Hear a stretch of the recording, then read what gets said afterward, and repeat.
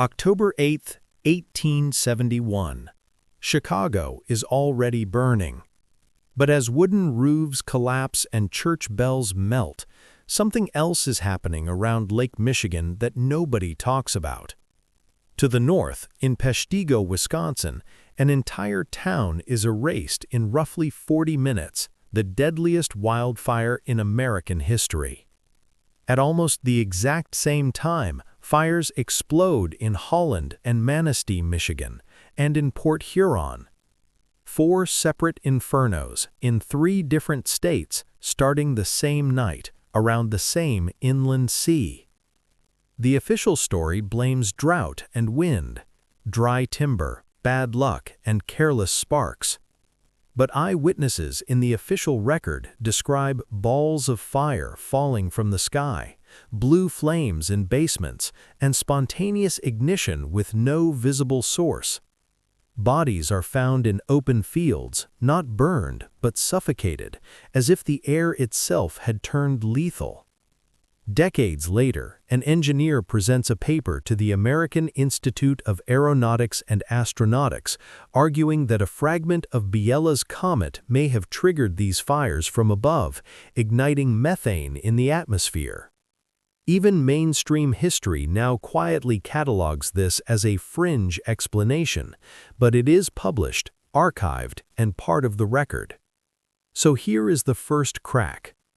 If simple ground fires explain that night, why does the official archive still contain testimony of aerial fire, blue light, and simultaneous ignition that nobody can explain?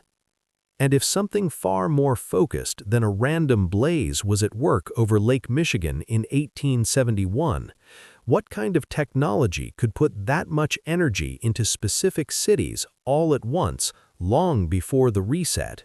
Here is what the official record shows. Pre-industrial cities were made of wood. They burned often. You were told Chicago's fire started in a barn, spread through wooden tenements, and then jumped the river thanks to fire devils, tornadoes of flame created by hot air and turbulent winds.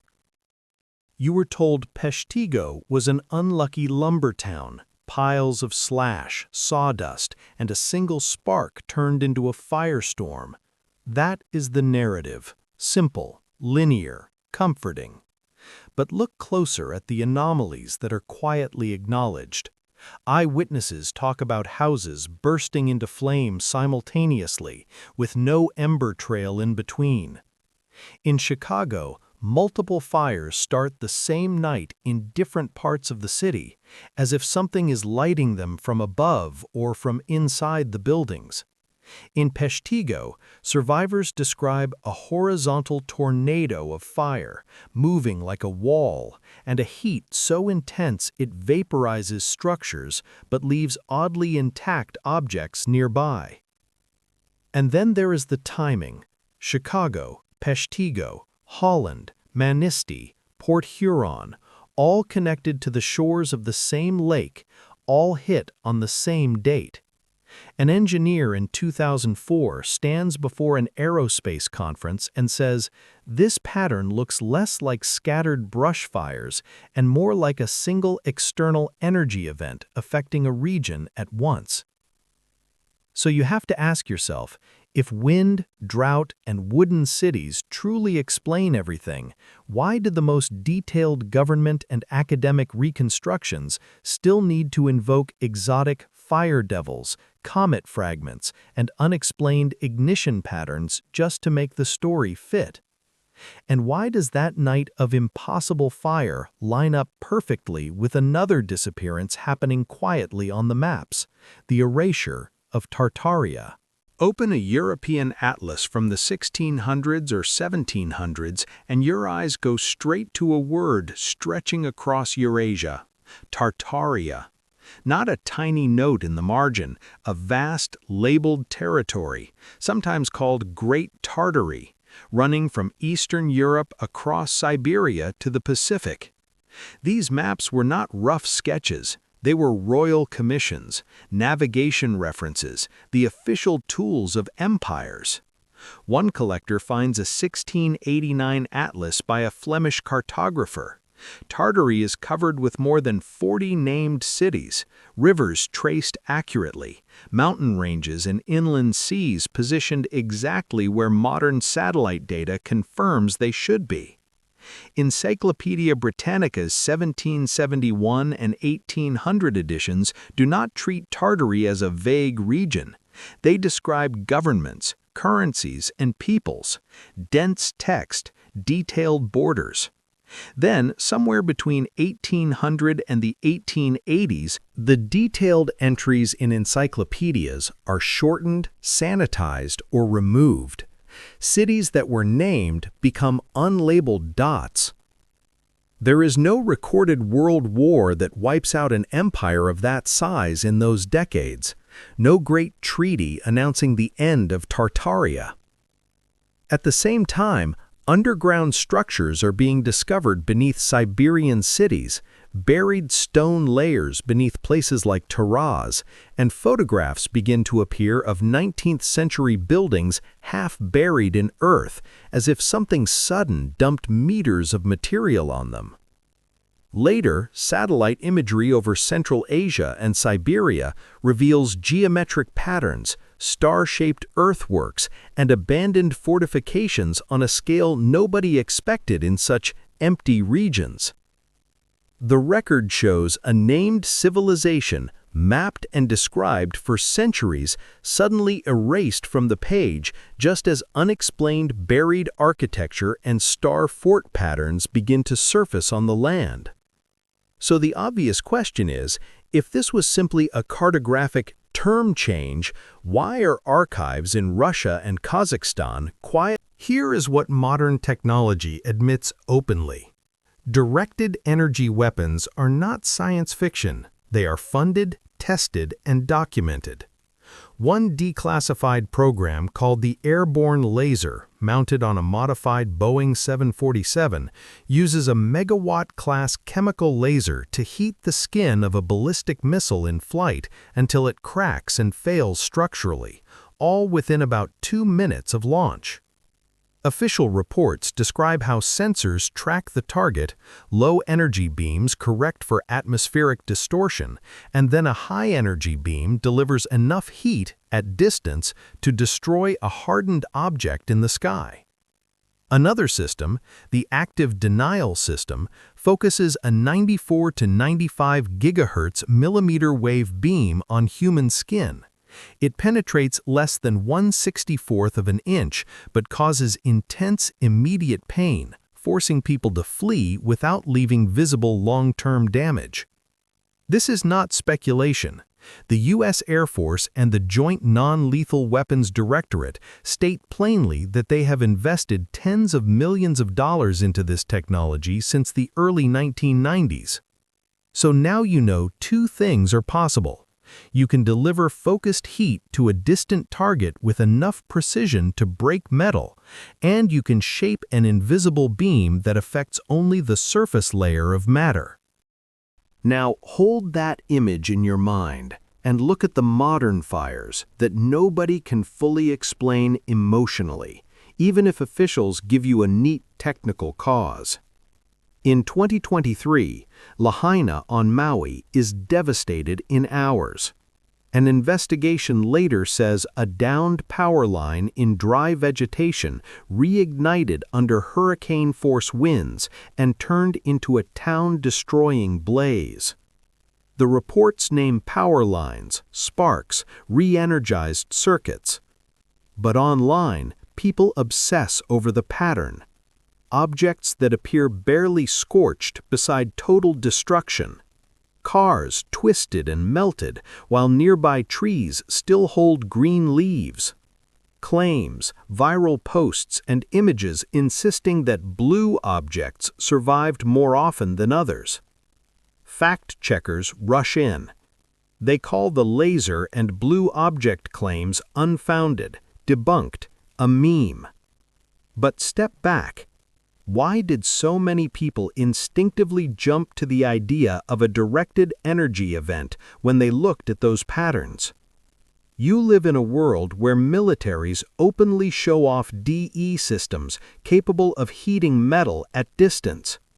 You live in a world where city-wide destruction in a single day is still happening, and the visual signature of these fires often includes melted structures, selective damage, and odd survival of nearby objects.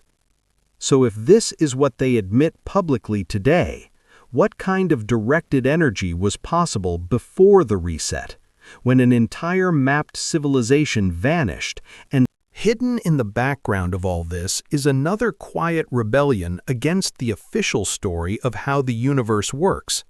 Plasma cosmology and electric universe research argue that cosmic-scale events are driven less by gravity alone and more by gigantic electric currents and electromagnetic discharge. In this view, galaxies form along vast filaments of plasma called Birkeland currents. Where they intersect, Z-pinches create concentrated regions of energy that can ignite matter, sculpt structures, and leave geometric patterns etched into whatever they touch. Now, go back down to Earth. Researchers looking at star forts, those strange, repeating, star-shaped fortifications scattered across Europe, Russia, and former Tartarian lands, suggest they might be more than military architecture. One line of investigation says star forts could be frozen cymatic imprints, geometric scars created when a powerful energy wave moves through a medium, leaves standing wave patterns, and then solidifies in stone and earth. The same piece notes how many fort sites line up with geomagnetic anomalies, ley lines, and other ancient structures, as if someone once understood the planet as an energy grid. Put these pieces together.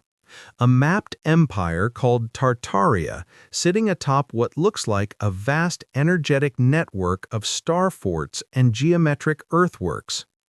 A century in which, according to mainstream history, cities around the world are struck by extraordinary fires, urban conflagrations, and inexplicable levels of destruction at the exact moment industrial progress takes over. A modern age in which militaries quietly prove you can direct energy across distance, tune its frequency, and focus it to destroy specific targets while leaving others relatively untouched. What if the fires that ended Tartaria's public existence were not wild at all? What if they were deliberate discharge events? Directed energy weapons operating along an existing planetary grid, wiping cities and infrastructure that belonged to a previous order before the reset. If the universe itself is electric, and if whenever the record shows an event that rewrites the map, follow the beneficiaries. Who steps into the empty space?